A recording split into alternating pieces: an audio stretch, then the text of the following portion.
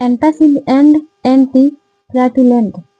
हमारे स्टमक में जो पाचक रस रहता है उसमें विभिन्न किस्म का डाइजेस्टिव एंजाइम के साथ हाइड्रोक्लोराइड एसिड भी रहता है, HCl।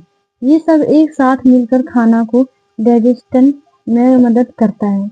किंतु यदि किसी कारण का पाचक रस में एसिड का परिमाण बढ़ जाए तो उस हालत को हाइपर एसिडिटी या एसिडिटी कहते हैं।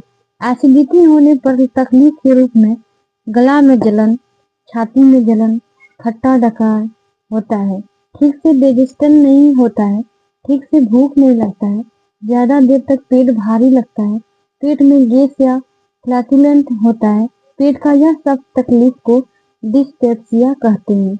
लंबे दिन तक ये एसिडिटी का शिकार चलने से स्टमक में या डेवडेनम में या ओसोफेगस में इन्फ्लामेशन हो जाता है, जिसे गैस्ट्रिक कहते हैं।